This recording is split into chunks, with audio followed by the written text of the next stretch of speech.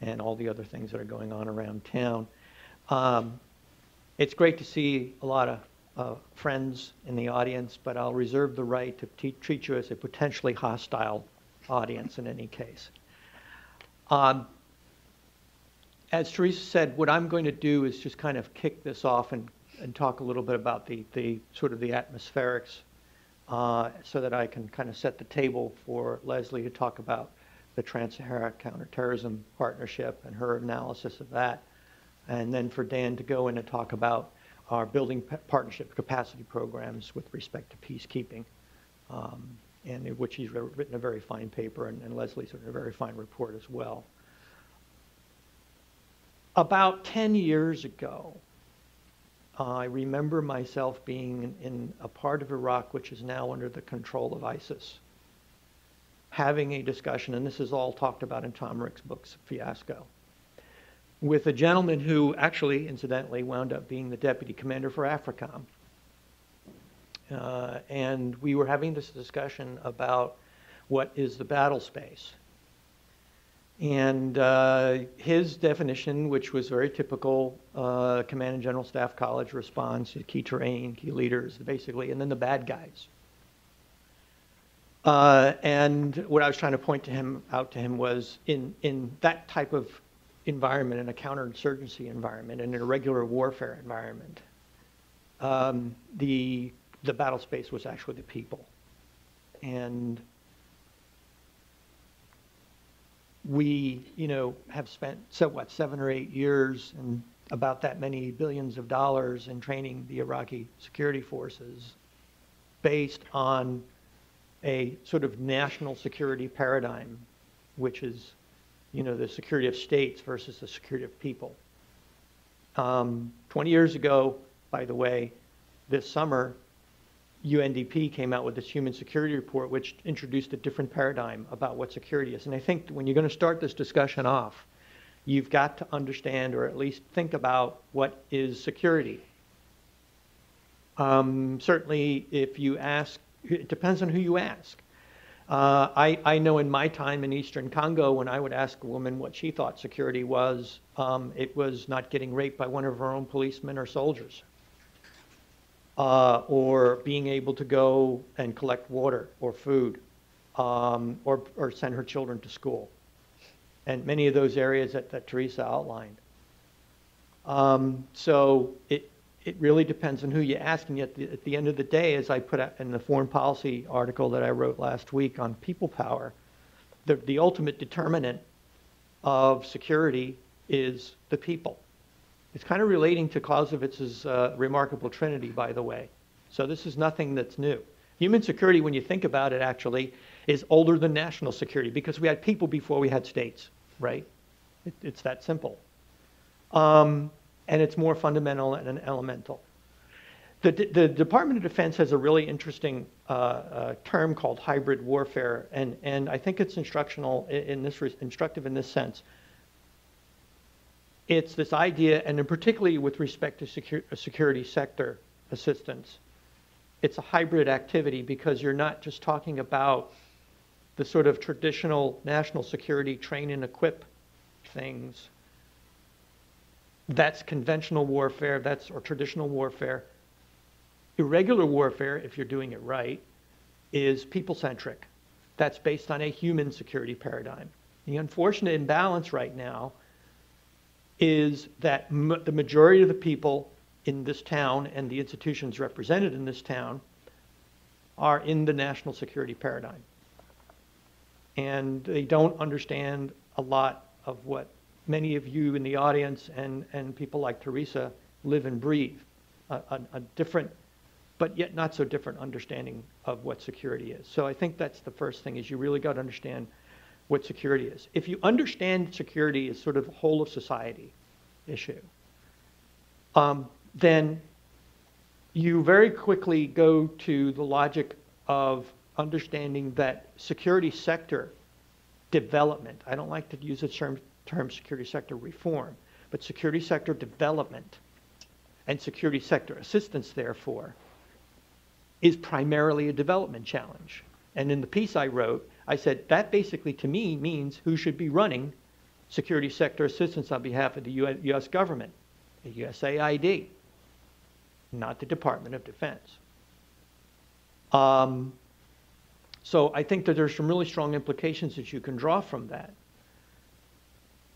You have to, and certainly Africa is the one place where this idea of contextualizing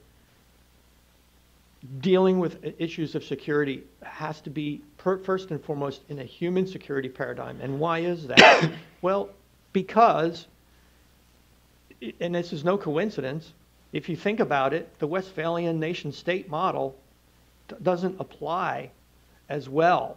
I mean, look what's going on in Syria and Iraq right now. I'm jumping from continents, but you look at all those places, and who drew the maps? You know, the Africans will tell you who drew the maps. It wasn't them. So this idea of nation states, I mean, you could almost say what's going on in Iraq and Syria right now is what they call the great sorting out, as a historian put it. I can't remember the name of the historian, but he said it about 100 years ago. He predicted this, that these nations are going to have to become their own entities. And this is a bottom-up process and not a top-down process. So the implications are for us when we go in to do security sector assistance is that you should understand this from a human security peace-building perspective, because peace-building is basically about this bottom-up approach. I would say that you have to understand that you work in multilateral frameworks. One of the things I'm engaging with the civil affairs team right now in the Horn of Africa, and they're discovering something that I had told Fort Bragg 3 years ago, and I said, look, you've got to understand that if you're going to go do this, and I know I'm kind of jumping into Dan's space, if you're going to go do this building partnership capacity stuff with respect to civil military operations, you need to use the referent that is most applicable to them and not U.S. doctrine. And now they're calling me up and saying, we understand that you can help us learn UN approaches to civil military operations rather than use U.S. doctrine, because the Burundians, the Rwandans, and the Kenyans have told us, this is all interesting stuff, but can you tell us how we do this with the UN? Because that's, by the way, the referent for the United Nations peacekeeping operations in Africa, which they aspire to be. They're all troop contributing countries one way or another, or the African Union.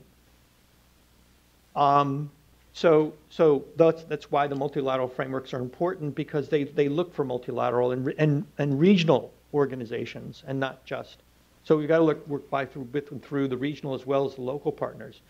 And last in this regard is it is incredibly important to contextualize whatever assistance programs you have based on the culture. You have to do you have to create a cultural baseline that makes sense in there. So there's no one-size-fits-all approach. I mean, one of the problems we have right now, and we're getting better, by the way. I mean, if you read the pieces that I've written, we're getting better. We're starting to move in the right direction. PPD 23 is out there, although we don't know quite what it means. We're moving in the right direction. There's a wonderful article in the New York Times done a couple of weeks ago that talks about special operations forces in Africa, and they're moving in the right direction. They're not quite there. But at the end of the day, you've got to put it in terms that they understand. So you've got to understand them before you can help them. That's the implication. It was remarkable, even in the last few years, I'd go out and talk with Marines and Army working in Africa on security sector assistance missions, and I would ask them, how much country cultural training did you get? And I got everything from, well, we got a 2-hour briefing to absolutely nothing. And yet, it's been how many years since the Iraq War started? And that was one of the major lessons that came out, is we didn't understand the culture. So we're making progress, but we're not quite there. And again, what's really important is you've got to focus, if you understand this as a fundamentally human security issue, you've got to understand that you're looking at the drivers of conflict and not threats. And yet 9/10, and you just look at funding, 9/10 of our foreign assistance programs, and I would dare say the Counterterrorism Partnership the counterterrorism fund that's been proposed, working on the same model. 9/10 of that is train and equip. Teach people how to shoot, move, and communicate, but not a lot of institution building or leadership training. And if you want to see the results of that, well, the Mali moving forward is now active Mali Watch, which is what I belong to. Now I'm with Cell Health Strategy Group. We looked at this whole thing, and you want to know why things happened in Mali. You want to know why the performance of the Iraqi security forces was what it was last month. It's because there wasn't this fabric or glue or whatever to hold this together. There wasn't an ethos. And I would say that ethos is public service. The ethos of the citizen soldier. That person in the uniform part of the security business sees him or herself as a part of that very civil society that they're there to protect. And so value basing this is extremely important. And I'll leave it at that because I know I want to leave a lot more time for Leslie and Dan to get into the specifics, and then we'll get on the Q&A. But that's my main thrust. As always, Chris, I have a bunch of notes. Definitely be asking you some questions after we finish up with the panel. Leslie?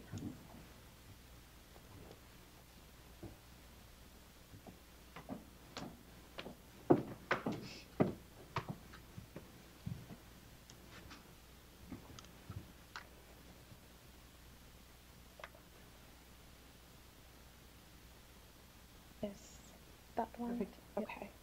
You're good. Oh. It's up. Okay. Okay.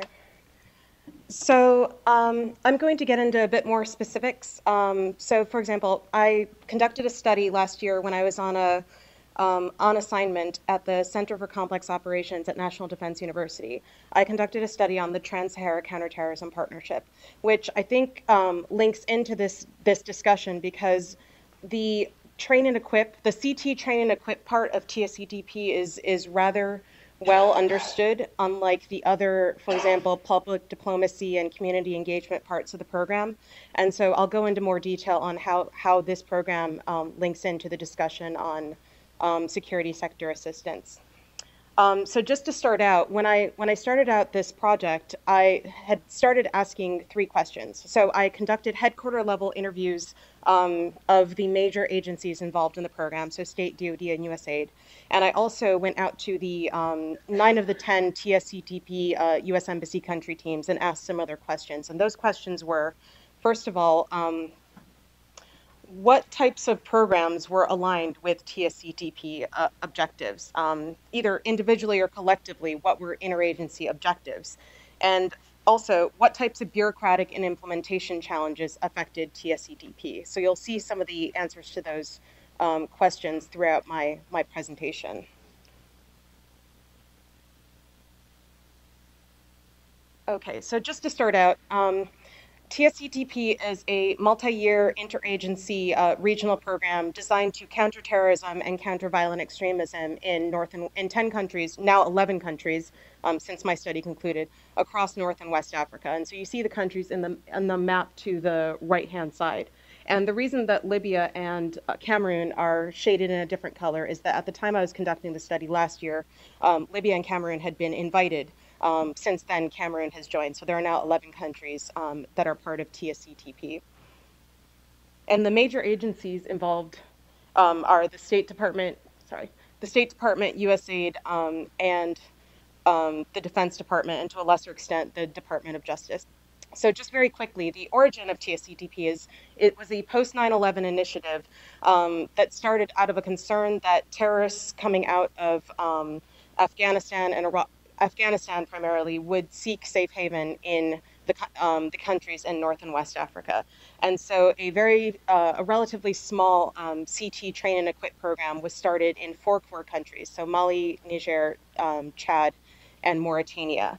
And after a few years, the U.S. interagency decided that with limited investment, they were able to have a greater impact. And so the program was then expanded into the Trans-Sahara Counterterrorism Partnership from 2005 to the present. And that's when you had other countries added to the program. So like, Algeria, Morocco, Senegal, et cetera, the countries on the map on the screen. So the program, the funding of the program ranges from $90 million to $150 million per year. The reason for that wide range is that there is a pot of money that is designated for TSCTP, and then the additional funding is globally competitive accounts. So that's why the funding varies. And the funding streams range from Title 22, so State Department funding, which is peacekeeping operations, economic support fund, international narcotics control and law enforcement, et cetera. And then on the DoD side, it includes Title 10 funding, like Section 1206 and 1208. And so just as a reference, at the same time that I was doing this particular study, the State Department had conducted an interagency review of the TSCTP strategy. So a lot of the issues that we're discussing today about the need to tweak our approach to this region were addressed in that particular review. Okay, so during the course of my interviews, I was able to derive 6 functional categories of TSCTP engagement. And this was, and I'll go through in a bit of detail what these 6 areas entail. So one of these areas, which is, again, the relatively well-known aspect of TSCTP, is military capacity building. And the purpose of this particular area of engagement is to, as Chris said, teach partner nation, both conventional and special operations forces, equivalent forces, to shoot, move, and communicate in order to counter violent extremist organizations operating across the region that TSCTP countries cover. It is not, and this is very important, it is not a security sector reform project. It is more a very targeted small unit training. So, for example, in a given country, you might have 150 people being trained as part of these small counterterrorism forces. The other area of functional TSCTP engagement is law enforcement and anti-terrorism capacity building. And in this particular category, you have the U.S. Either organizing field-based or classroom-based training of gendarmes or, for example, municipal police to, again, counter terrorist activities or increase their investigative capacity with regard to countering terrorism. The next category is justice sector counterterrorism capacity building, which includes strengthening and harmonizing counterterrorism legislation to counter transnational organized crime, or building the capacity of local countries to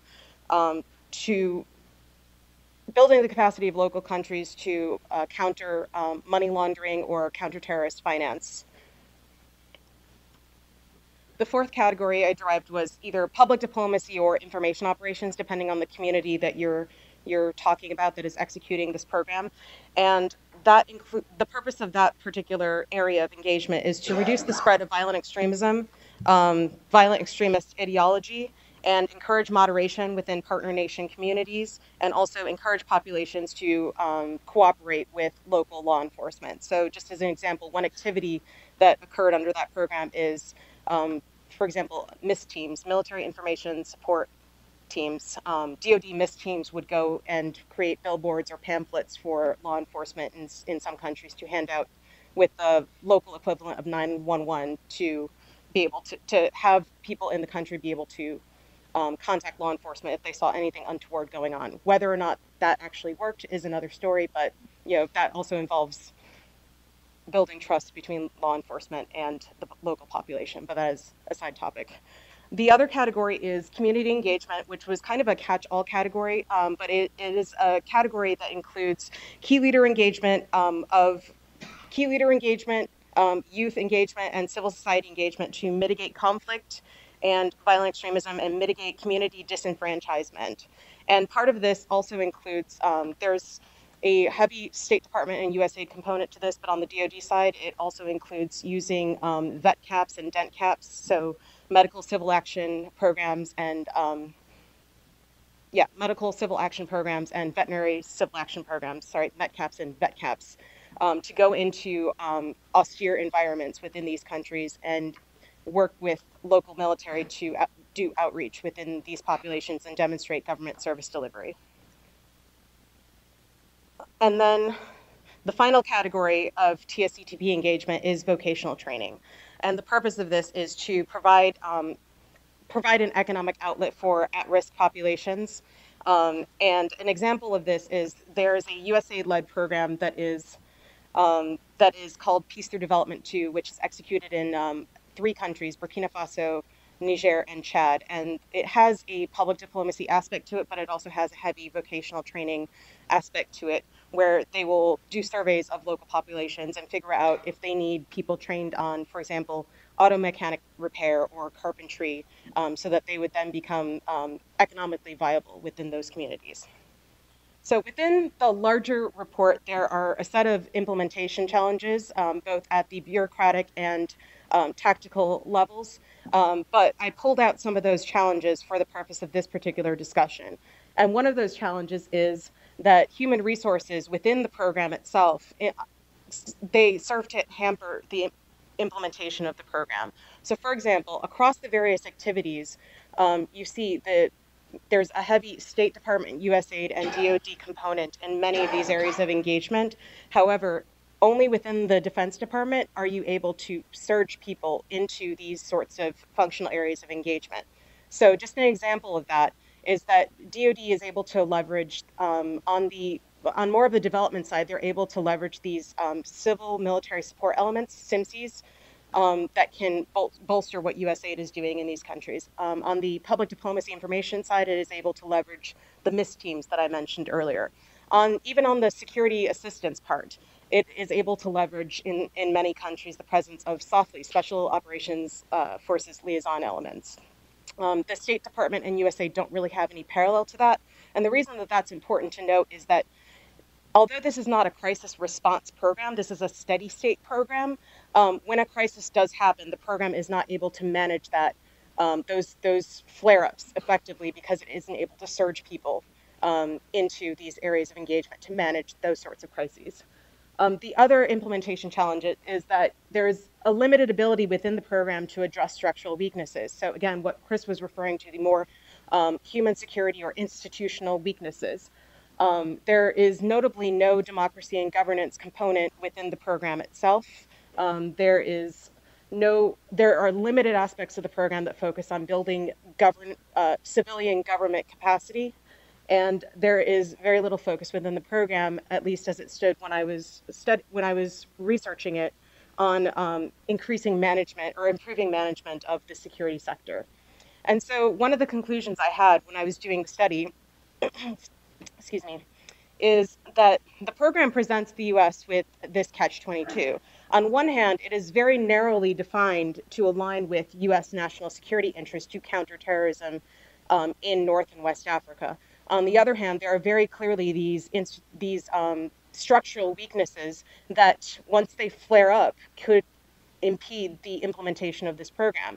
And there are several examples from the past almost decade of the program's existence where these weaknesses have impeded implementation. So for example, coups in Niger in 2010, Mauritania 2005, 2008, Mali 2012, rebellions in Chad 2008, rebellion in Mali 2012, all of these either caused U.S. assistance to be cut off within the security sector, or caused assistance to be moderated or tamped down while the country was undergoing this crisis. And so the main conclusion, which I have at the bottom, if there's one takeaway from understanding this program, is that it is a novel interagency approach to a regional security threat, but at the same time, it is not designed itself to address some of these structural weaknesses, which is why it's imperative to link what the program is doing to broader U.S. government initiatives to strengthen democratic institutions and strengthen management of the security sector. Thank you.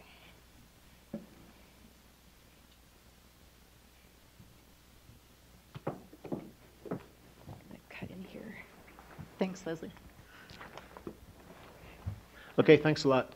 Before I begin, I will say that the views I represent this morning don't represent the Africa Center or the U.S. Department of Defense. They're my views and my thoughts on the subject. So with that caveat, what I want to talk about a little bit is just how we do, and I say we, meaning in the general term, Western nations, but I'm going to talk more specifically about the United States, how we do peacekeeping, peace support operations training. And I want to start with a quote from the former Secretary of Defense, Robert Gates, and he said, "The United States has made great strides in building up the operational capacity of its partners by training and equipping troops and mentoring them in the field, but there has not been enough attention paid to building the institutional capacity." So basically, I'm going to talk for the next 10 minutes and just reinforce what Secretary Gates said with that. Okay, so militaries, by their nature, or they exist to fight and win a nation's wars. I mean, that's really what we say with our military, and it's kind of the conventional wisdom. That's why countries have a military, an army, and navy. However, it's more likely now that a nation's going to use its military to do peace support operations than they will to use them for conventional force operations. Right now, there's, of all the UN uniformed personnel deployed around the world, over half of them are African soldiers or policemen right now, uniformed personnel. There's 39 countries from Africa that contribute to peace support operations. And over 60,000 African peacekeepers, uniformed personnel, police and military, over 60,000 from 39 different countries, that includes UN and AMISOM missions, are involved in some form of peacekeeping operations. So it seems like there's a real need to train peacekeepers. And so I think the African militaries have identified that, and then the partner nations as well have come in and do it. And so why do we do it, or why do they do it? I think from the African side of the house, it supports their national interest in a lot of cases.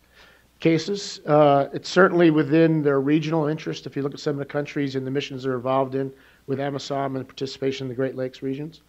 And also there's a financial aspect to it. I mean, if it's done properly, countries can augment their defense budget, or actually their national budget. Now, how that money gets divvied up once it gets to the government, if they do it properly, they can augment their budget with peacekeeping operations. Some countries do this much better than others.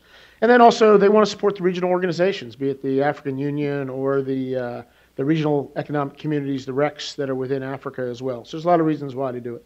Okay, so why do Western nations do it? And what's in there for their interest? Mainly is they see it as a comparative advantage. So if they can build capacity and capability of African nations to participate in these missions, particularly with the soldiers, with the boots on the ground soldiers rather than specific equipment stuff, then they don't have to do it themselves with their soldiers, and they can focus on other, roles and missions with their forces rather than committing their soldiers. So that's why the two do it. So there's mutually supporting interest in increasing the capability and capacity of peacekeeping. So what's the norm for how it's done? Traditionally, it's what we call a train and equip mission. And this is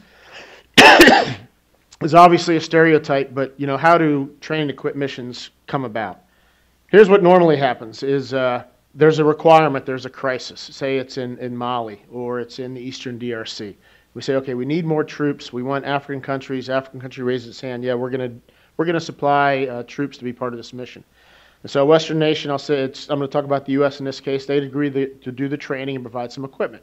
So the African nation, they'll pull together a group, a cohort of trainees, frequently not from the same units. They don't say, okay, 1st Battalion, 1st Infantry Regiment, you're going to show up and do the training.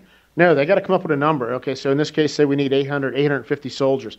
Okay, so they start pulling them all together to try to get enough soldiers to do the training. So frequently they've never trained together before. So they build this cohort of individuals. Okay, then the partner comes in and they say, okay, this is the kind of equipment that we can offer you. That equipment may or may not be in that country's inventory. And a lot of times they may not have the maintenance systems capabilities, the life cycle capability to maintain that equipment over the long haul.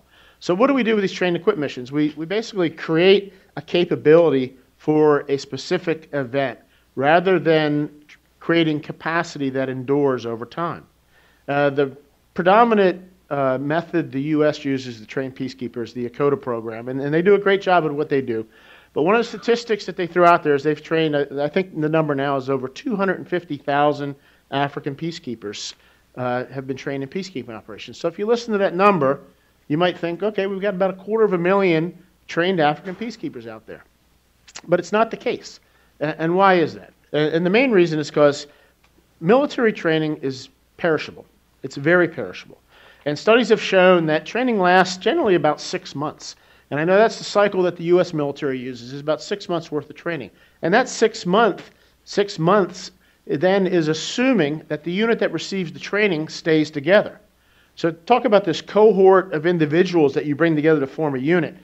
In an ideal situation, if they receive the training and equipment, they run through an exercise, and then they deploy immediately into Eastern DRC or Mali or whatever, then they've got some capability. But a lot of times that doesn't even happen. The training occurs, and then they go off back to wherever they were working, and a lot of times they may not deploy as that cohesive unit. So now you've lost capability even beyond that. So in an ideal situation, say you can train up a unit, you can send it in, and you've got proficiency for about 6 months. If they're exercising the skills day in and day out within the mission, it may last a little longer. But then when they get back, then they don't stay a unit again. They go back into the force. And so you cannot really quote cumulative trained peacekeepers and say you've now created capability because we've got X number. That's not really building capacity within the force.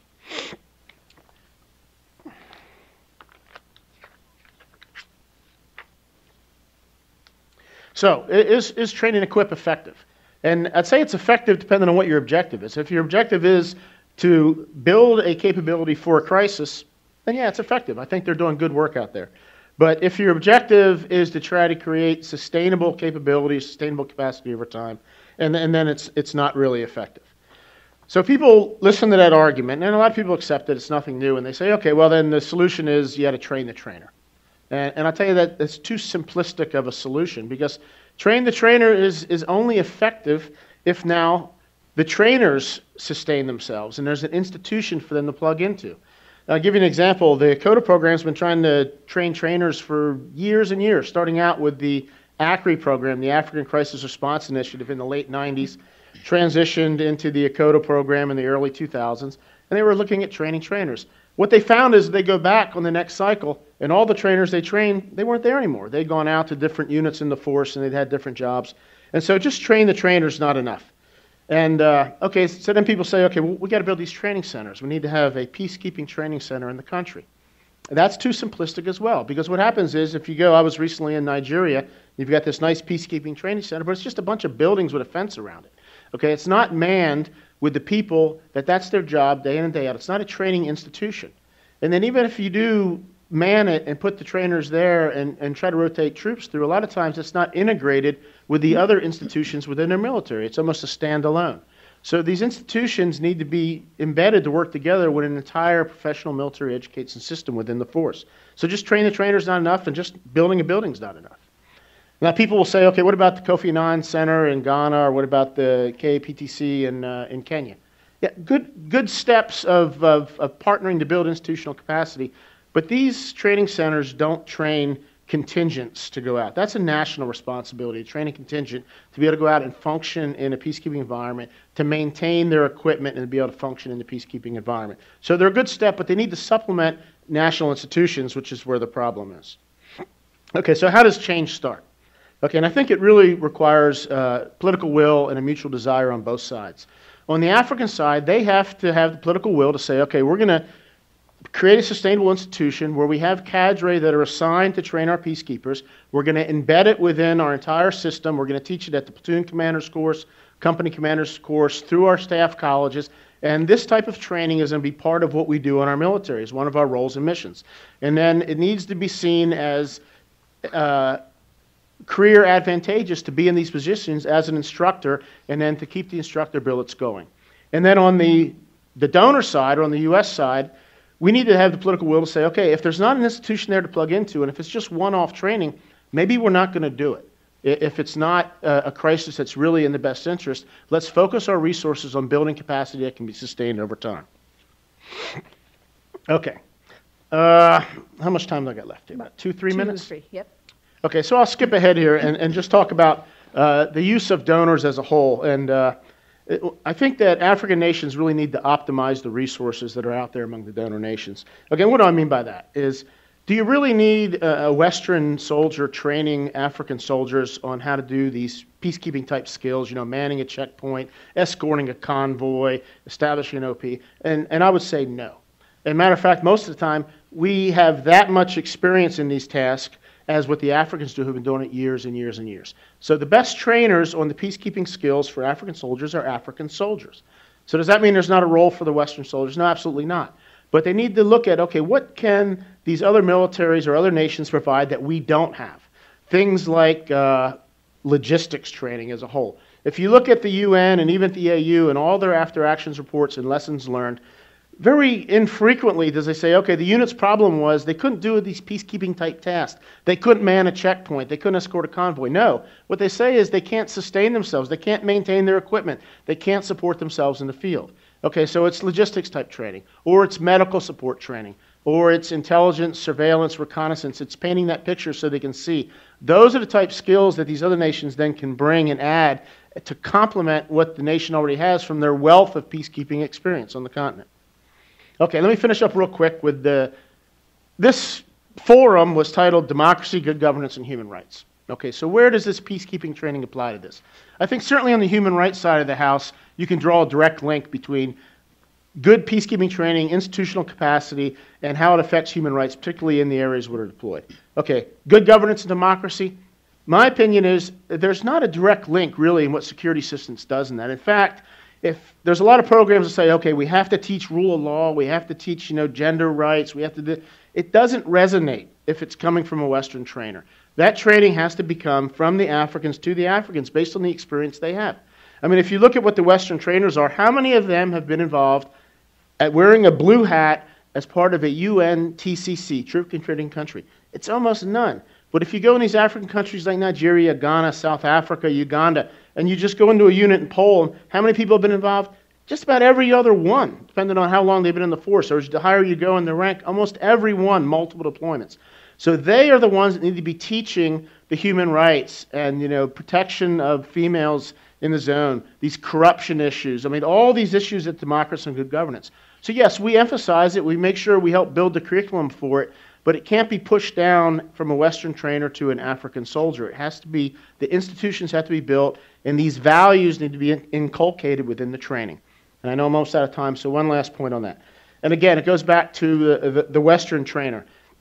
One other advantage, and it's indirect, is the example that and the interaction between soldier to soldier. A lot of times we do this training with private military contractors, and they do a great job in what they're tasked to do. But the value of the interaction between a U.S. soldier and an African soldier who live and sleep and eat in the field for weeks on end and do this type of training, that's the second and third order effects that create this idea of good governance, apolitical militaries, professional militaries that exist over time. So with that, I'll wrap up. I think I've probably been about 2 minutes over time. No, Is that right? You're good. You're good. Okay. So I'm sure, though, I'll be able to get more of the points I wanted to bring up during the question and answer period. So thank you very much. Thanks. Give everybody a hand for the panel. Thanks. So just to remind ourselves that this is a dialogue and a conversation versus a debate, I want to invite you all to turn to your neighbor, introduce yourselves, say hello. Have a thought, share a thought about something that came up for you in this conversation with the panel. Sir? Well done. Well done. Hi, Chris. Nice to meet you.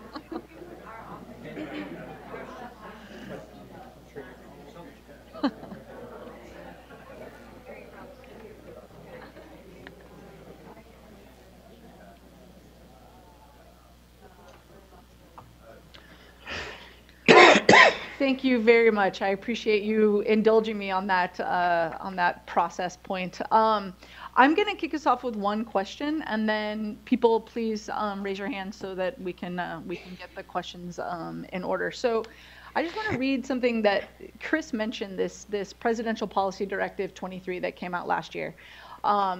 I actually haven't read it. It's classified, which is very, very troubling that the first time that the Obama administration has come together and said, this is what we think security sector assistance should look like. This is going to be our policy. It's classified. We can't read it.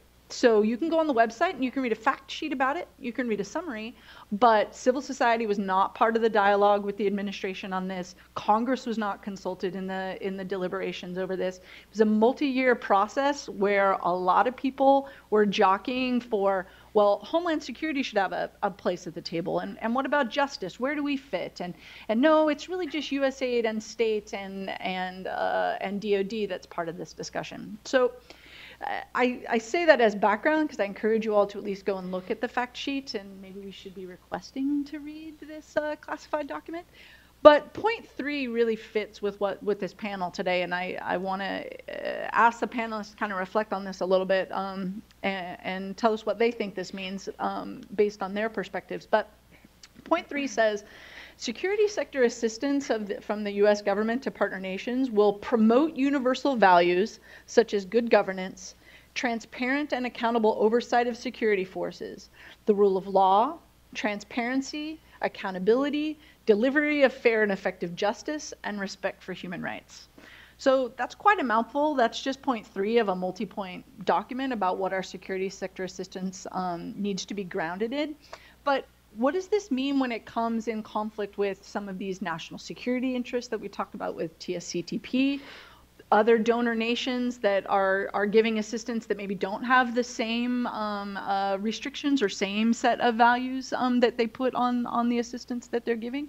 And sort of how do you think that fits with what we've seen over the last 10, 20 years of our security sector assistance? What does it mean for the future? I'll ask Chris to start. Yeah, I'm sorry. And you actually have read it, I think. Yeah, and I can't say what's in there. It's a secret. Just to kind of pick up on some of your, what I will tell you is that just my quick assessment, PPD 23 is definitely a step in the right direction, but your critique's very well taken, and I would add that, of course, a lot of what's in there is not yet resourced, because we've got a little funding issue in this town.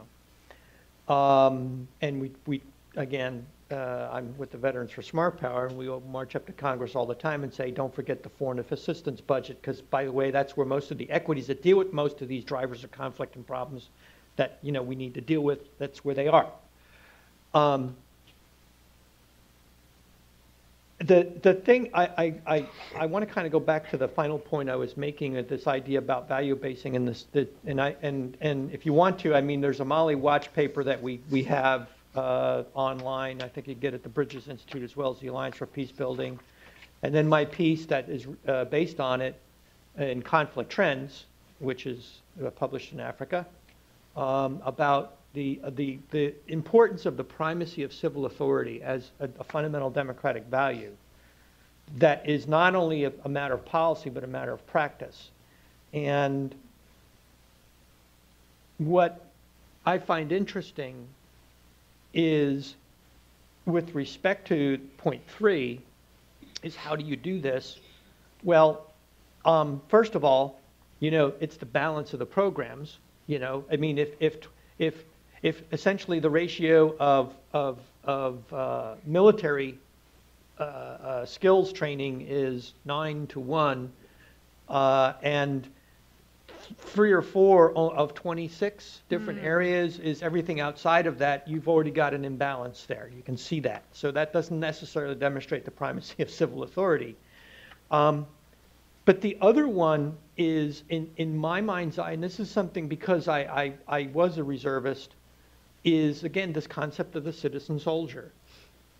And reserve guys are extremely sensitive to this because they migrate back and forth between those two worlds all the time.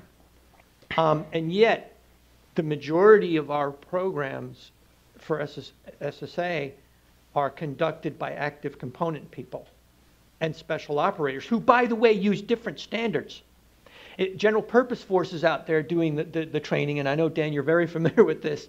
They go out and they have, they use these standards to do train and equip. And then the special operators, if you read the New York Times piece, they have their own standards. So even within the military, you're not all coming at the same standards. And one of the more effective programs I've actually seen not just Africa, but in other places, is the National Guard State Partnership Program. Because what it does is it links people up with citizen soldiers, and that ethic, and Dan's point is totally spot on, they go much farther than a contractor because they live and breathe the civil-military relationship that's so fundamental to our democracy, and they demonstrate it. Just in how they interact with these people, and they keep coming back again. And that's the importance also about understanding a human security paradigm, is it's all about relationship building. It's not something you do within a 6-month rotation. Right. I mean, one of the criticisms of a program that I was in on defense institution capacity development was, we Americans have are very funny people, because we think we can fly in on a Monday, do paradigm shifts and behavioral changes, and be home in time for the Friday night happy hour. It's this long-term engagement, and I think that's what Dan was talking about, this importance of this long-term engagement. That's what builds capacity versus what builds capabilities. And that I think that's something that we tend to overlook, and that I think is how you take point 3 and in a more mindful way.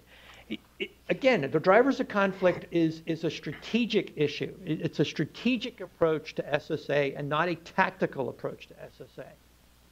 How does this fit sort of with TSCTP and your research in terms of the challenges and the ways in which that it could be a more effective program, sort of fitting with this? So the PPD 23 actually came out right in the middle of while I was doing this study, and when I was asking some of the people that I interviewed about how PPD 23, how the implementation might affect TSCTP, the response I got back, which I actually kind of agree with, is, well, TSCTP is already doing, it already has an interagency approach to addressing the security sector and other non-military aspects of stabilization. And so this just serves to demonstrate that the program is already on the right track. My thoughts on on PPD 23 specifically are that I was very happy to see the articulation, at least what was in the fact sheet. What was in the fact sheet? But like Teresa, I'm also seeking additional clarification on what it actually means when it comes to implementation.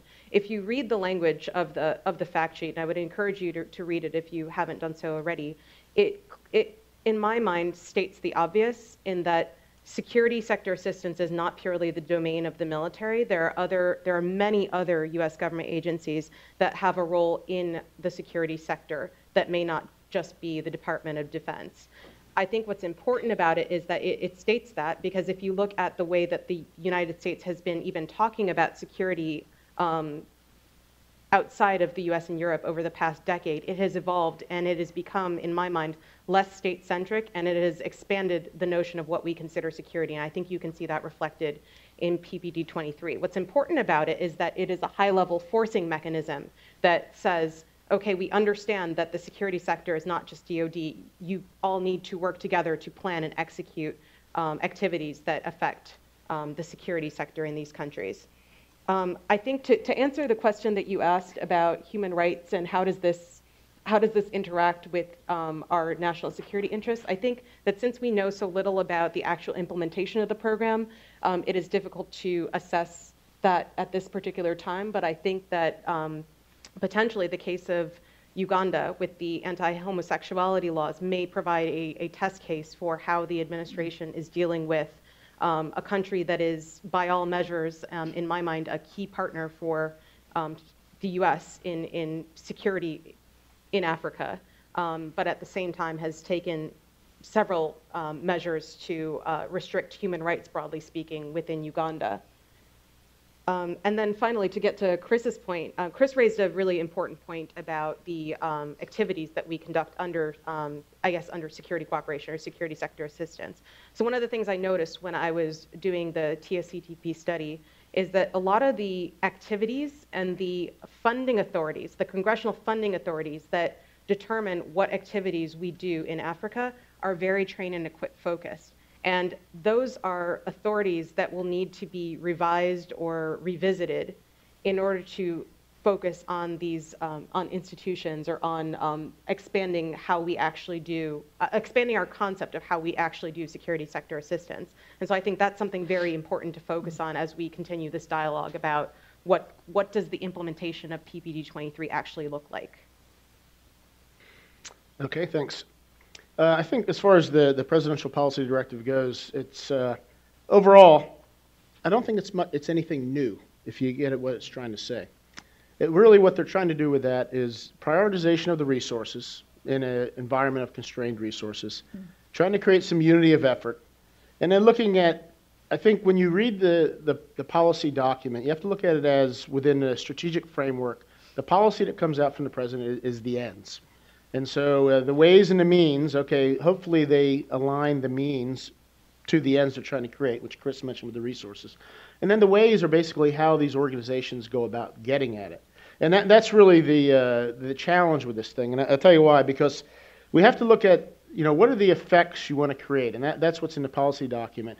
And a lot of times you don't draw a direct link between what you do at the time and the effect you're trying to create over time. And let me give you an example of what I mean by that. I was in Nigeria back in January, and we were holding a conference with their military on population-centric counterinsurgency operations, in particular how they go about getting at Boko Haram in the north, and what are some of the best practices for how to deal with the population, because Nigerian military, they haven't had great success in their dealings with the population in the way they're pursuing the fight against Boko Haram. So there was all these presentations, and there was different operators from the U.S. side giving lessons learned from what happened in Iraq and Afghanistan and other things.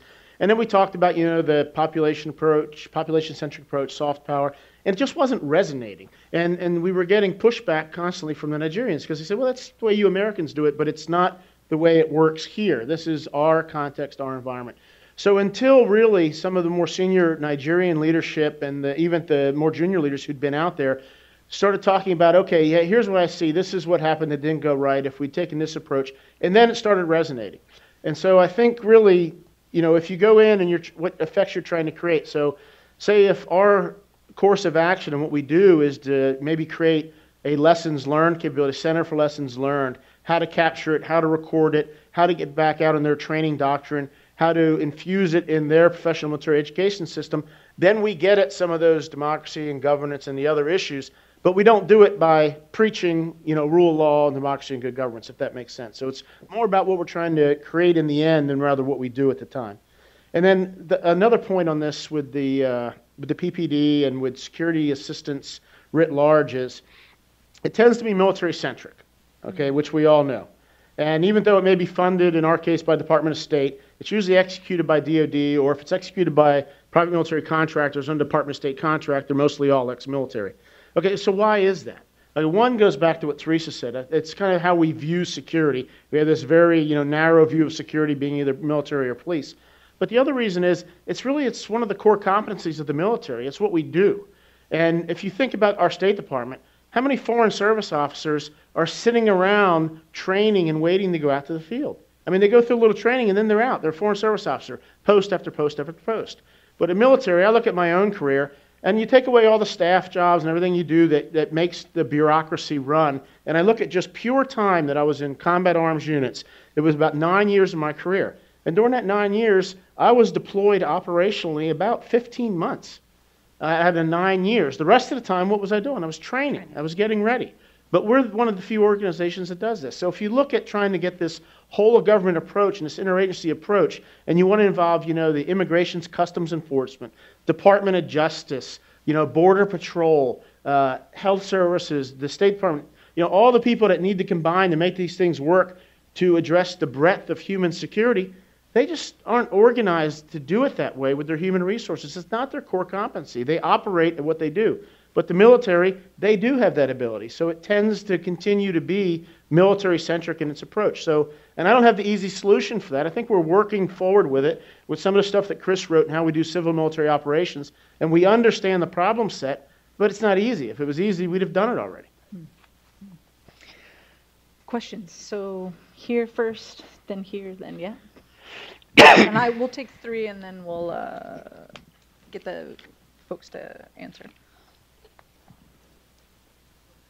Oh, you want me to start? Yeah, go ahead, please. Yeah, Introduce yourself. My name is Joe Coulter. I've been a friend of Dr. Wells since 2004, and before that I worked with Al Santoli. Sulu Mindanao, worse than Afghanistan, now a totally free economic zone. Abu Sayyaf is the mountains. Malaysian Islamic Liberation Front. It's very stable through slow, long-term commitments and collaboration. Loved Dr. Wells. He said whole of society, not whole of government, at an event I was with Chris on. And I think what's happening here is, how do I say this? All the systems in our U.S. government are vertically funded. We had a thing called Harmony Web that for years stood up in 10 minutes and was a crisis. It was 30 languages. We could collaborate on a long basis. And then this thing came, social media arised, and we became like a stock market, and everybody jumps on the fad of social media. And unfortunately, I was part of a committee at the Pentagon called the Human Interoperability Enterprise Committee, and I said, well, social media is a nice cooperative sharing tool, but it's not collaboration. And so this is back in '07, and we were doing things, and I just said that you need to think about long-term commitment bottom up. As what Chris said, it's a balance. We're not balanced yet in this society. We're totally top down, and no one here talked about the other countries and their influence and their role in shaping Africa, like China.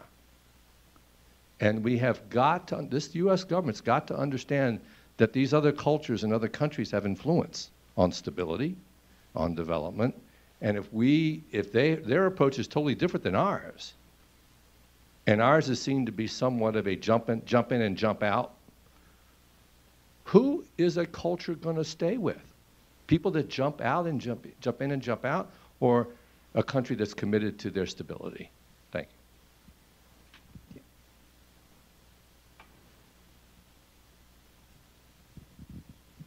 Mondonga Mokoli. I'm a professor at Marymount in Australia. My question is about the role of the military in peacekeeping. Do we need the military in Africa to help bring about peace? Soldiers are needed to fight wars against outside forces which are coming to destroy their country. But wars, what we have now in Africa and in many other developing countries, you have internal wars. So we need a new type of peacekeepers which focus on people themselves.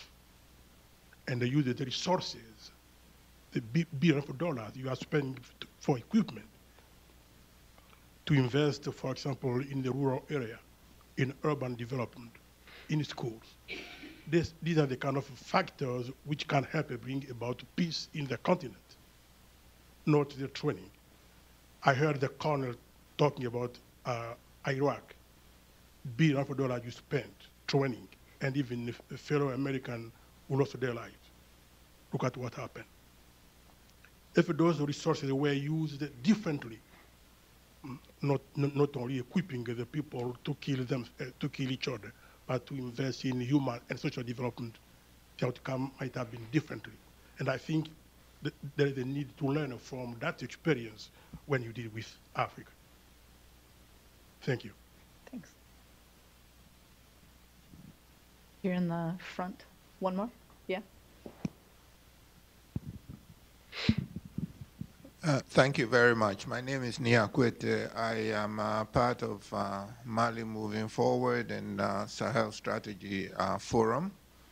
But very much I'm a democracy activist and somebody with an African background. So I want to see more democracy in Africa. So when I saw the title of this panel, I was excited and felt proud that the group I'm part of is putting it here.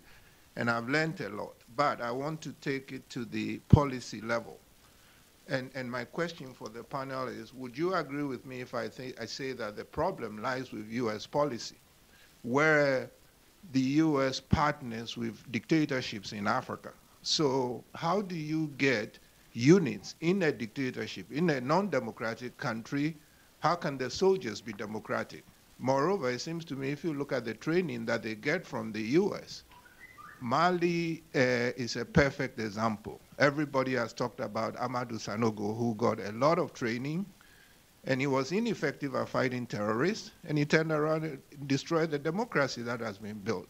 So would you agree if I say that we have to start with the U.S. policy, have a debate about whether it's in U.S. interest and African interest to be supporting dictatorships in Africa? Thank you. That's great, thank you. So just to summarize, make sure I've got these three questions, then I'll let the folks on the panel answer them. So the first one is sort of the influence of other countries and their impact on this debate as well. I mean, I was just jotting down in West Africa, our experience has been, you've got United Nations and their peace building fund, and they found the same statistics that Chris mentioned, that most of the money was going to barracking, it was going to equipment, it was going to infrastructure, and a very, very small percentage of their fund was, this was a report that was issued in September last year, an analysis of all of the money that's come out of that fund. Most of it was going to equipping, not even training, but just the equipping side. The EU and their impact, if we're talking about Francophone West Africa, France, also China, looking at Guinea. Guinea's got troops trained, one battalion trained by the Americans, one by the French, one by the Chinese, I think one by the Belgians maybe.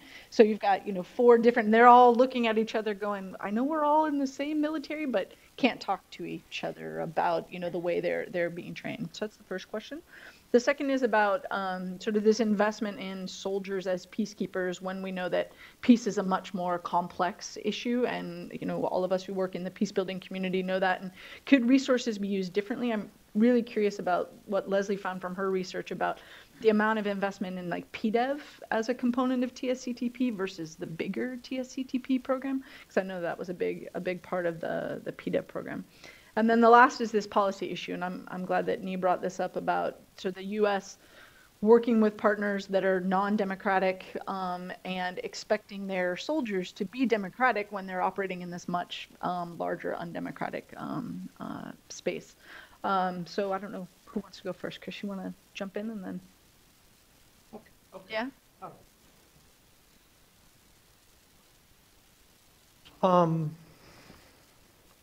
Can't agree more, Joel. That again, that relationship building aspect is what's really missing, and that's why I find the National Guard program so it needs a little bit of work, but it's really, if you've got the right strategic context, and you have to be, it's what we call situational awareness, strategic and operate. You have to understand.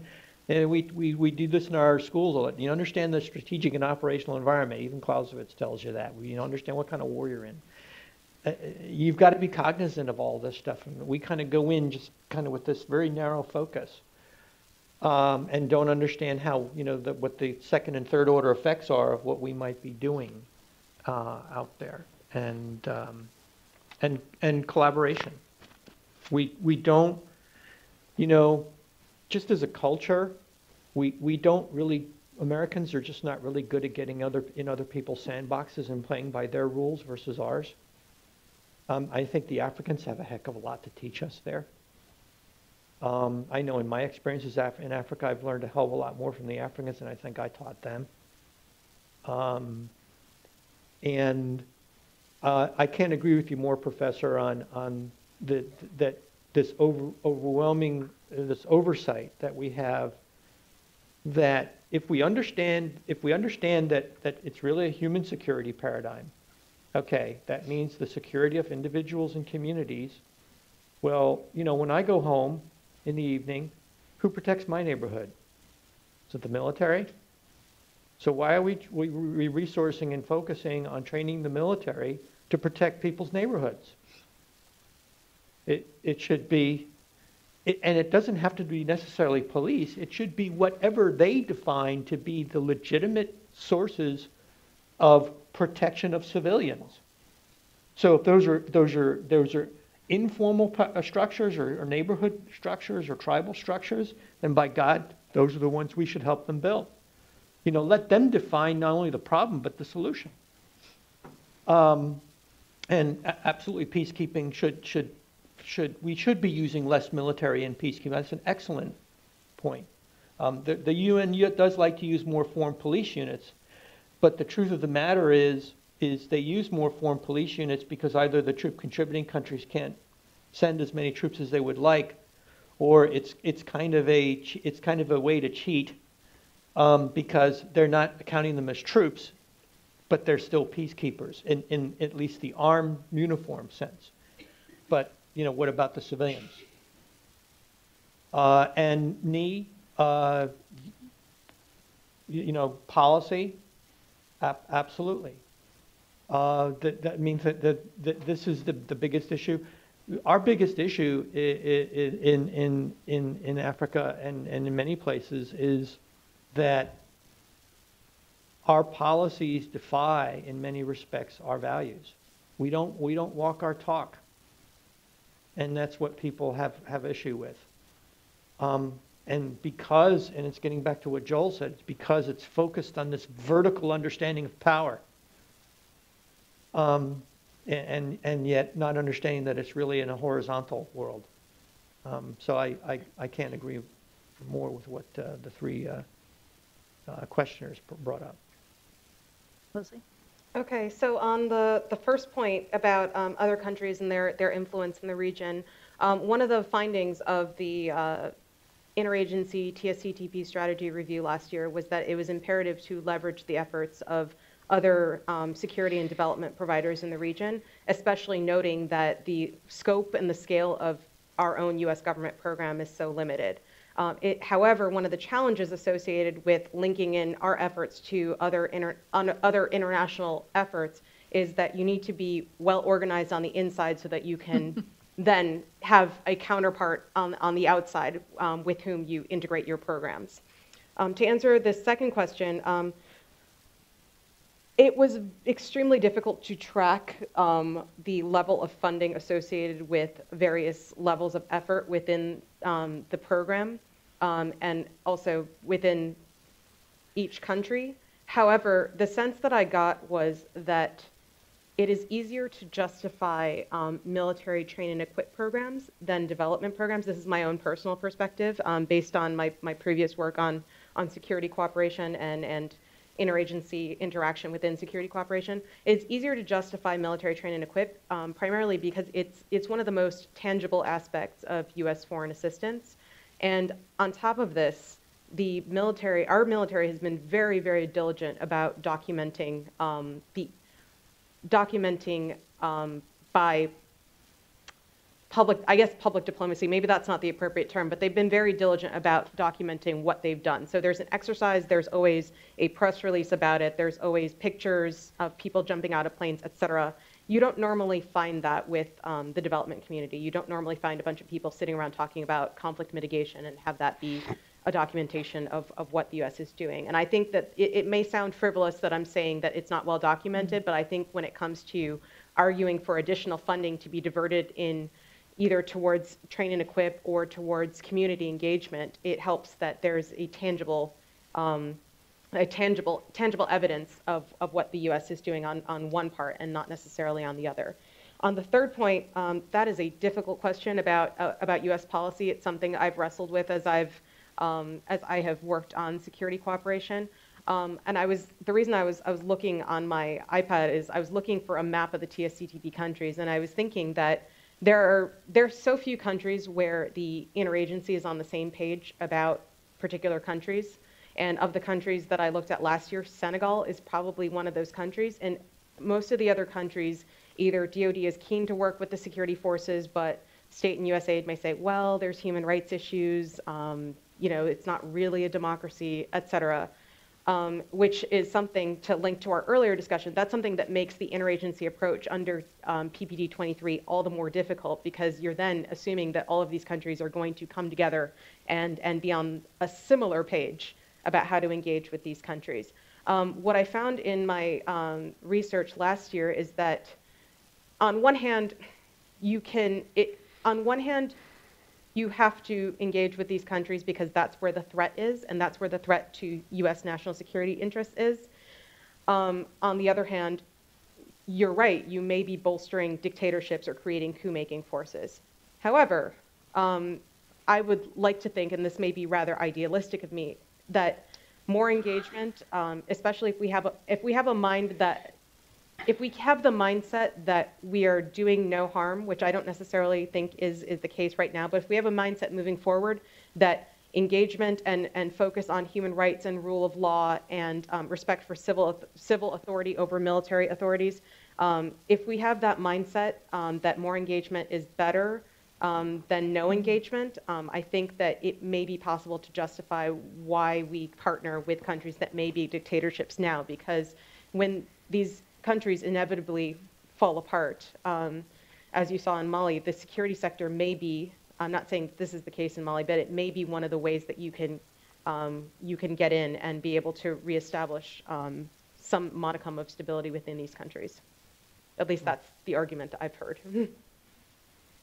Okay. On Joel's first point, you mentioned about the balance between partners. And I think really the issue is, a lot of times, is the lack of a national security strategy on the side of the African nation that we deal with. So what happens is, a lot of times, you get all sorts of what they think of as assistance, or what the donor even thinks of as assistance coming in, but it's not really focused or working towards any type of end that you want to achieve. It's like if you want to bake a cake, and everybody brings eggs and one person brings flour, and you know, you throw it all in a bowl and you stick it in the oven, and it's not going to be a cake.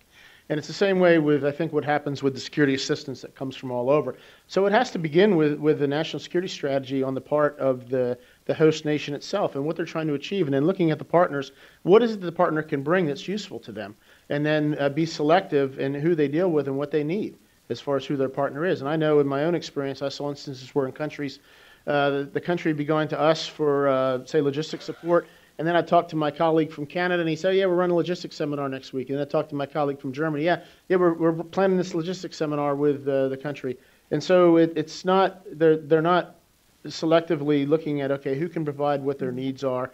And then there's the onus on the Western nations as well, or the donor nations, to or the partner nations, however you want to phrase it, to be complementary and to share what they're trying to do among themselves. So I think it starts with a national security strategy, and that's an area that nations need help with, that we can help with, I think. On the role of military for peacekeeping, I agree with you 100%. I think you have to look at what the role of these militaries are and what they're asked to do, their roles and missions. And I think Chris mentioned earlier about this Westphalian model of the state. I think there's this old Prussian model of a military and how it looks with, divisions and brigades and battalions and companies.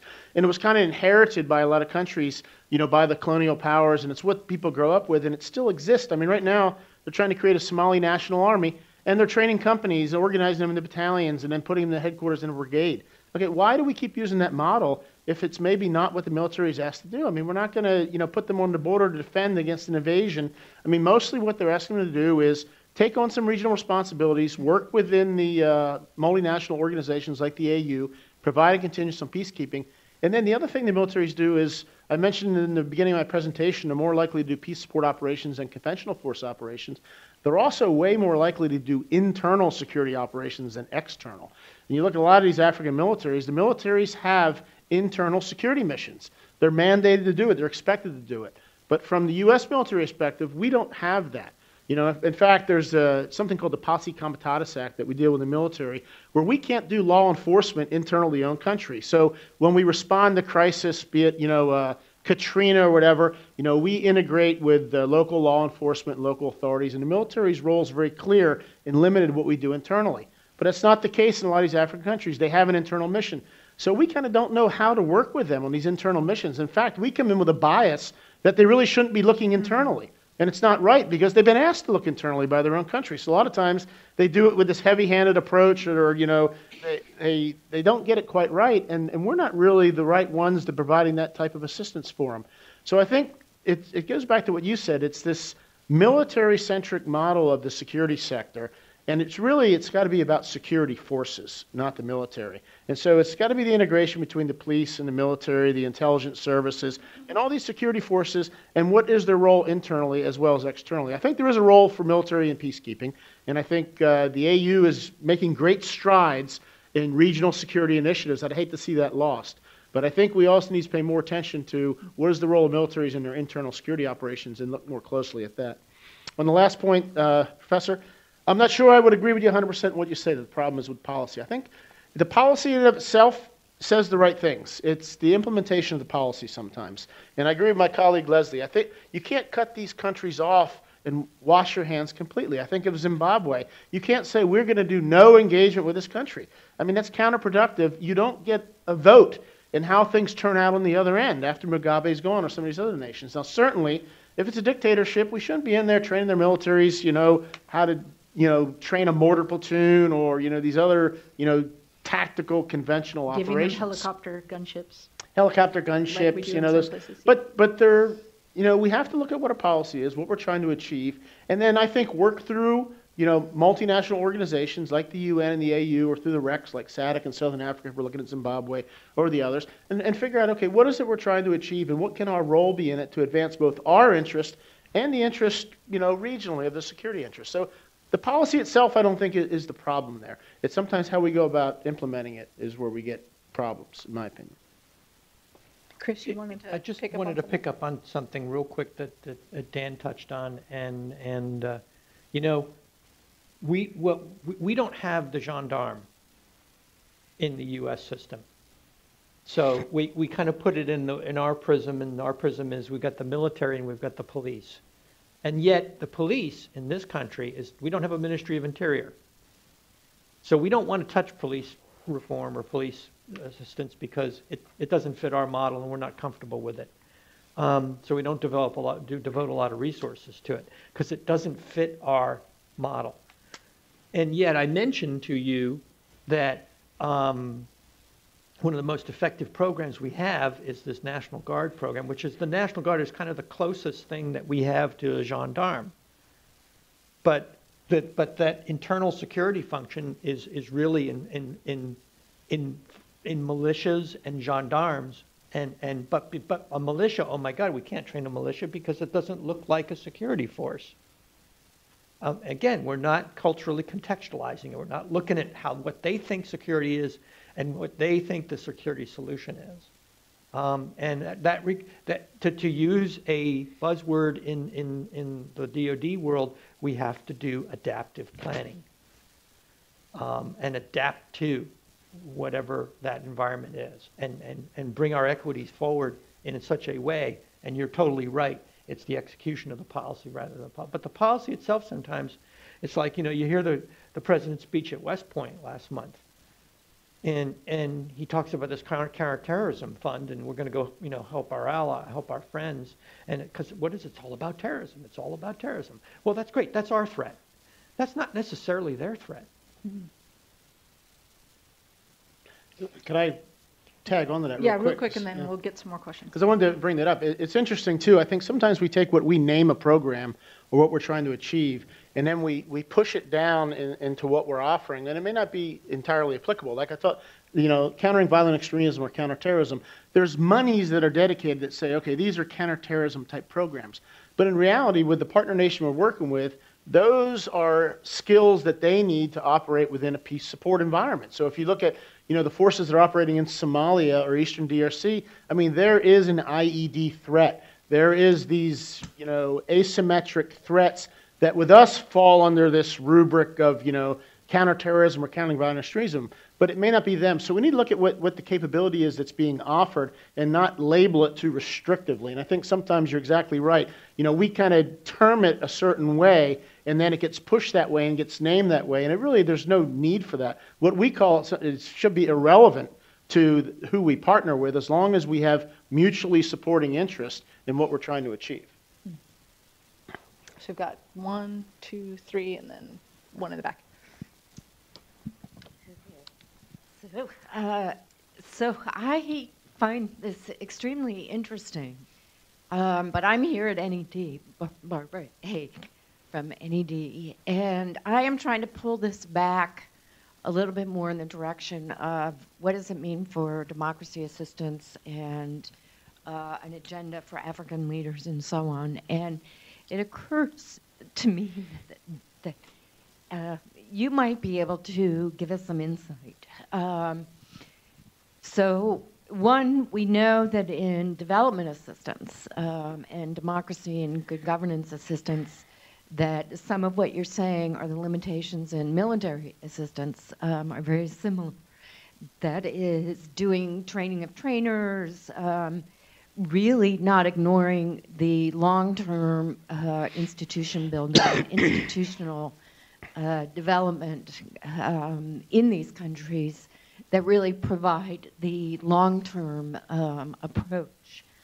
And they develop their own expertise based on their own experiences, some of them not so good, but they become institutional experts and they develop their own credibility and know-how.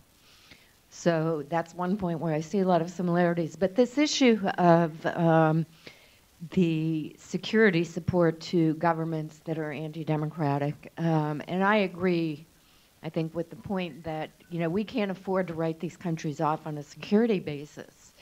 So what I'm looking for is any answer as to why, for instance, in a country like Ethiopia or some of the other, I mean, I don't even want to get into the Gulf countries, why don't we have more leverage to say to them, we have all this security investment with you, it's in your interest, it's in our interest, we're going to spend money, we're going to provide support to, you know, local monitoring groups, human rights groups who can help, you know, ensure that there is some local buy-in and some institutional capacity in these areas.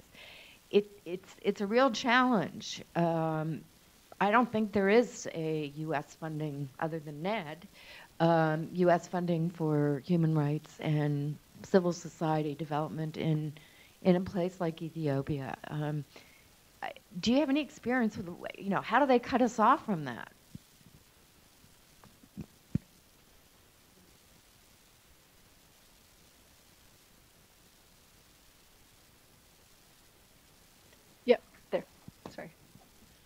Thank you. My own specific area of work is in religion and human rights and peace building. And I'm wondering actually that in sort of the attempts to define human security, the kind of public diplomacy and community engagement that Leslie and Warren mentioned, have there been places where you've seen engagement, maybe even between the military and religious leaders in some of these African nations where religious leaders often have high profile and the sort of church-state separation is not as it is here. So, you know, is there, could there, should be dialogue and engagement with religious leaders? Sorry, just one way in the back. Yeah. Good morning. I'm Nigerian. My name is Vitus Ozoke. And so I'm going to ask a question that is directed at the situations in Nigeria. Now, last Thursday, there was a House Foreign Affairs Subcommittee hearing entitled Human Rights Vetting, Nigeria and Beyond. At that hearing, a specialist African Affairs Congressional Research Service, her name is Lauren Blanchard, she made an interesting observation, and she said that the Nigerian government and its military had not been yielding to America's suggestions. And of course, the context was the recent challenge that Nigeria has been dealing with, the menace of Boko Haram. So now, I tried to understand that. And it occurred to me that when it comes to some of these African countries, especially Nigeria, America has consistently got it wrong. Now, I tend to see a correlation between corruption and human rights abuse. And there is also a correlation between corruption, human rights abuse, and security lapses. Now, the average Nigerian senator earns twice more than what the American senator earns. Yet, America keeps giving aid to Nigeria. It takes American taxpayers' dollars to assist a country where an idle senator makes twice more than what the senator in the United States makes. Isn't that ironic? Now, when it comes to security challenges in Nigeria, the Nigerian police does not have the morale to fight. The Nigerian police is the least remunerated in the world. Now, how do you expect a policeman with his family at home and who is paid nothing to risk his life chasing after Boko Haram? He's not going to do that.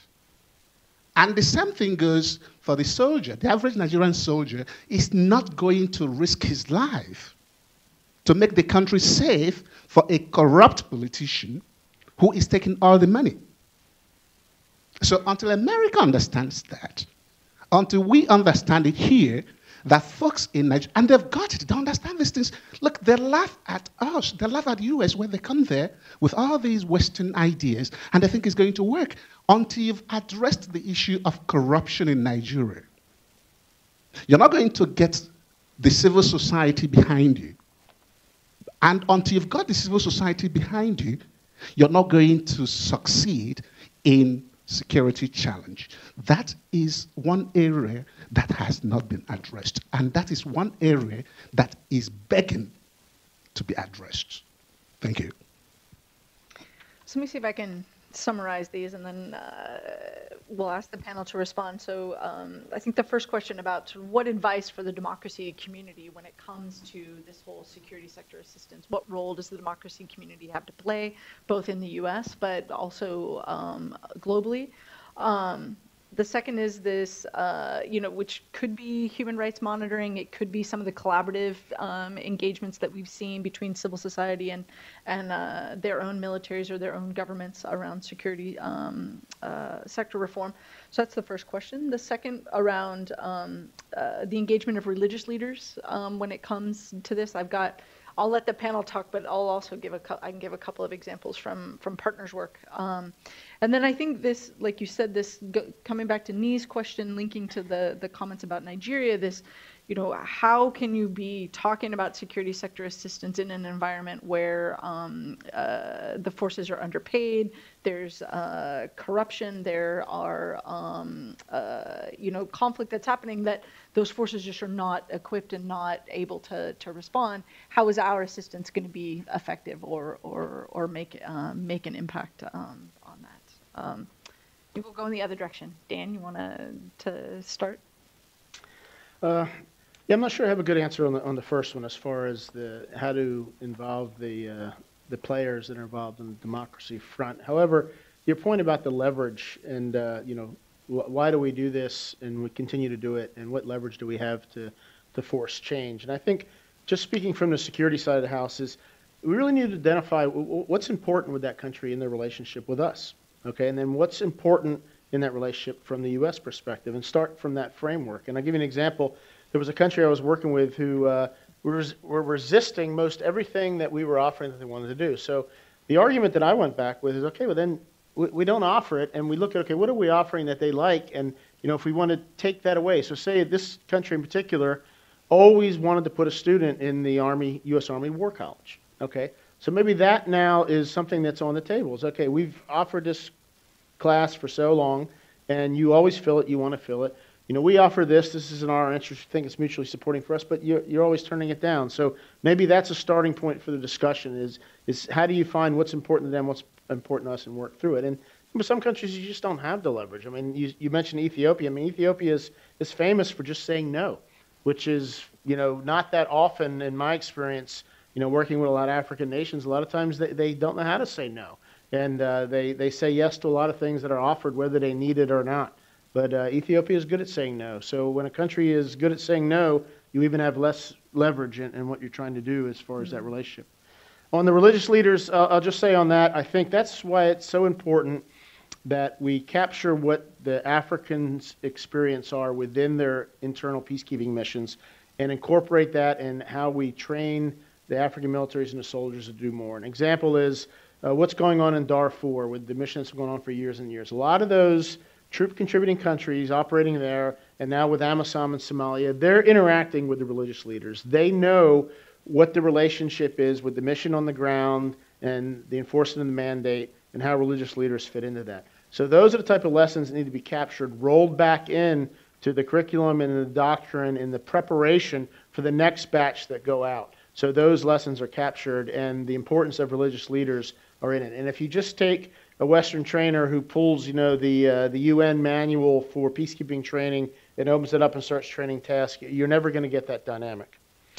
And then on the last part is, we just really can't confuse what are sovereign issues with what are U.S. interests. And so when you talk about in Nigeria, I mean, these are Nigerian problems, and they're for the Nigerians to solve. And what our interests are, we can't go in there and say, okay, we're gonna fix this problem. And I know Chris probably saw it in Iraq, and I saw it in Iraq and Afghanistan. Is when you go in there and you want something more than what the Iraqis do or what the Afghans do, you never have success.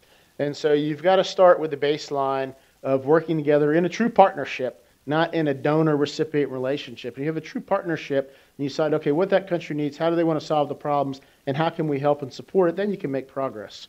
But yeah, those are sovereign issues and challenges that need to be addressed from within. Okay, so to tackle the leverage or the lack thereof issue first, I was thinking through what your question, the nature of your question, and it occurred to me that in my experience, there are usually 3 reasons why the U.S. lacks leverage in dealing with these semi-democratic and undemocratic states.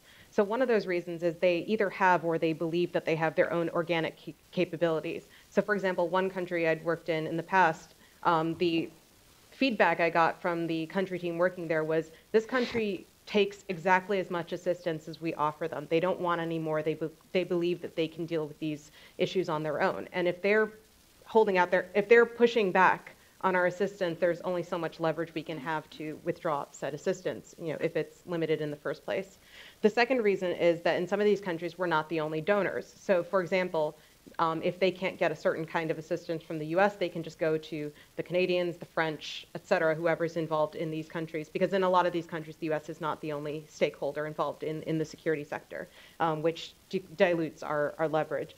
And the third reason is, I think what gets to Nee's question, well, my response to Nee's question earlier is some of these countries are just too important to our national security interests to cut off. And that's unfortunate, but unfortunately, that's the way it tends to be. The second question on engagement between the military and religious leaders, I have not personally seen that. I'm sure Dan and Chris will have further examples of that. But just from the study I did last year, the people that were involved in religious engagement tended to be USAID through part of their countering violent extremism efforts. So some examples of that are that in Niger and I believe in Mauritania, there were public diplomacy programs where key opinion shapers, including imams or priests, would be involved in promoting messages of national unity and reconciliation, et cetera. And the same in northern Nigeria. A similar program was involved in counter violent extremism messaging. Hypothetically, I could see how there might be a situation in which CIMSEs, civil military support elements, might be involved through their outreach efforts to communities in austere conditions. They may come into interaction with religious leaders, but unfortunately, I don't have additional details on the types of activities they would be involved in. And the third question, I agree with what Dan said about corruption it's a national issue, it's an issue of sovereignty. And just like with security assistance, you can only address a certain issue if you have a certain level of willingness with the partner nation. And if you don't have that level of willingness, you can't engage on the issue of corruption. Yep. Okay. Oh, I gotta put my mic back on, sorry. Okay, mic back on. Yeah, okay. Well, the thread that runs through all 3 of the questions to me is again this understanding of human security and it as a whole of society issue. And as I was listening to Dan and Leslie, the importance is again, if you understand drivers of conflict versus threats is essentially a tactical problem. Drivers of conflict is strategic. What you're basically doing is you're shifting away from a sort of operational or tactical focused approach to security sector assistance to one that is strategic. It's about connecting the dots between things like religion and corruption and so on. It's not necessarily solving you're spot on. It's not going in and trying to help them or you to solve the problem. It's that cultural context. They've got to figure out what the solution is. And maybe there are equities that you can bring forward to help them. But you're not going to figure that out, by the way, unless you have this consultative, collaborative process. That's relationship building. That's a constant dialogue between yourself and the partner, not just the partner government, but the partner, I don't know if it was Hillary but somebody talked about the importance of the relationship between peoples and not just governments. That's where you're shifting that it's not just the diplomats that are engaging, and that's why we want to put those National Guard guys out there to have that constant dialogue, or the people in the civil society organizations and education organizations, and the sort of, but you've got to do this in some sort of way that there's an overarching ethos that it, strategy can be just that. It doesn't have to be something specific. Now, PPD 23, for example, is the framework for a strategic plan, but it isn't a strategic plan. Because, as Dan very well pointed out, listing ends, goals and objectives does not make a strategy. Just look at the current national security strategy. It's just a laundry list of goals. It doesn't tell you the ways and the means, and it doesn't link up all of those things and show you a pathway. It just lists all these things. And just coming back, though, on this idea of human security as a mindset and not just a skill set, that is something that implies education and not just training. And the implied task for us is, if we want to approach this from a human security perspective better, we ourselves have to learn it. One of the initiatives that the Alliance for Peacebuilding has is with PKSOI and with NDU, is to actually help people in the national security business learn what human security is. And that helps them immensely with that irregular warfare approach. There's a difference between, again, government and governance. National security is more about government, which is formal and vertical. Governance, which is this collaborative process of dialogue, civil dialogue, and again, you're walking the talk. If you're engaging this way through this collaborative process, you're sort of inadvertently showing how civil dialogue is a viable alternative to resorting to violence, to sort out those issues that all societies have. And I would end up in my remarks by, and I'm paraphrasing here an African proverb, when you walk alone, you walk faster, but when you walk together, you walk farther. Thanks, Chris. We've got about 5 minutes, so I'm just going to, one last, yeah? I'm going to take you to the just for a minute. Any country can sell unmanned systems to Africa with no ITAR. Any country can sell UAVs, and they are today, throughout Africa with no ITAR restrictions. TV white space, super Wi-Fi. I can go 80 miles with one tower in any African country, non-line of sight, beyond line of sight. Mobile technologies in Africa are beyond the capabilities of what we have in this country. Our FAA and FCC prevent us from even learning what other countries are doing more advanced than what we are doing. So you look 5 years out, and Peter Singer wrote a book called Wired for War.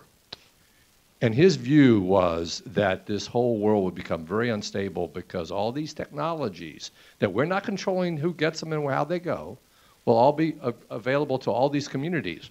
So I'll go back to what Christopher Holshek said and why we really need to be collaborative and committed is because if we're not engaged, and the way we grow and develop society, and we have republic and we have representative government, just think of a world where all these tribal conflicts, and they got 24/7 situational awareness, and people are trying to manipulate conflict for scarce resources versus engaging stability for development. Now, everybody asks about limited resources. Energy, mining, every private sector operation in a foreign country wants stability. It's called corporate social responsibility. So I think we got to be more private-public than public-public or public-private if we're really going to advance U.S. and our culture of liberal capitalism and liberal and representative government, or another form will evolve itself that won't be led by us. And what are your comments on those things? I'm going to give the panel one last opportunity just to kind of summarize and sort of where they got to in this conversation, and then I'll close it up. But we'll definitely have time informally afterwards. People can come up and ask questions or ask each other questions as well. So if you want to make one final comment, be great. Start with me? Yeah.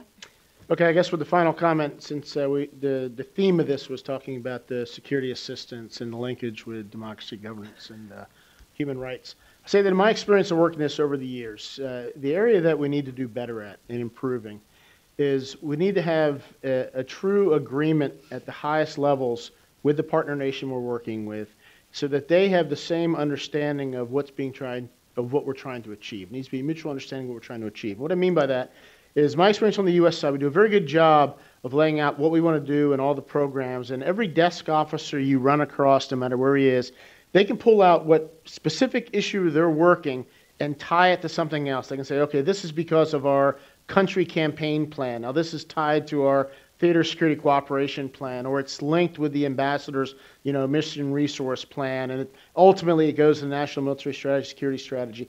And then as they work these, they have, updates that they have to do that are higher chain of command. So at the quarter, they have to say, okay, I worked this action. This is what I got done. I got that done. And it all works hierarchically. In the African military, you don't have a corresponding program. So frequently, you don't achieve the effects that you think you're achieving.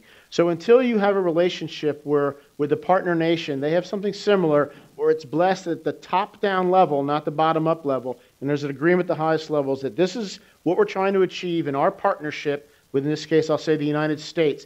These are the actions we want to do. These are the events. And then the person who's working it, he knows that there's a general or a civil official above him who's going to check on the status, and he's reporting it. And the two of them can work together off the same sheet. Then it's not effective. Too often, you'll come across someone, they say, well, I have my country campaign plan here from the U.S., but you go to the host nation, they have no idea about that. All they're working is that particular program at that point in time. So in the event, so what happens a lot of times is you create these transitory effects for a certain point of time, and none of it contributes to the whole. You don't create effects over time or institutions or capacity. So that's the area where I think we can really improve how we do security assistance, and then we build these institutions, and then that ties into the strengthening of the governance and the other issues. Thanks. Okay, so my final point refers to the case study I presented today. And so what I noticed about TSCTP is that it is not remarkable in its bureaucratic and implementation challenges because it faces a lot of the same challenges that all elements of U.S. foreign assistance do. That said, it is a useful case study in examining how interagency stakeholders can come together and execute a program that is multifaceted and addresses not only security challenges, but also development and community engagement challenges. And so although it's only executed in 11 of the 54 countries on the continent, 53 if you're DoD, it is a useful guide and it provides useful lessons to be learned. However, the important thing, which I emphasized in my presentation, is that it also has a very, very narrow focus on counterterrorism and countering violent extremism, which aligns with U.S. strategic interests. However, it is important to note that these are not CT and CVE are not issues that lead to state decline and state collapse, and that it is important to also link these initiatives to broader U.S. government and international stakeholder initiatives on democracy and governance and institutional capacity building. In the years that I was a civil affairs officer, I'm sorry, in the years that I was a civil affairs officer and doing the training and education of not only my own civil affairs people, but peacekeeping training and things of that nature, there are kind of two rules that rules of the road that I kind of adopted and refined over time. One is managing expectations.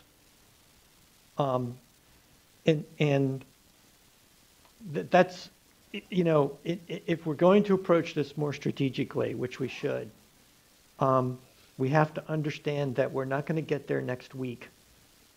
And that the results, the effects that we want may not necessarily be what we first sought out.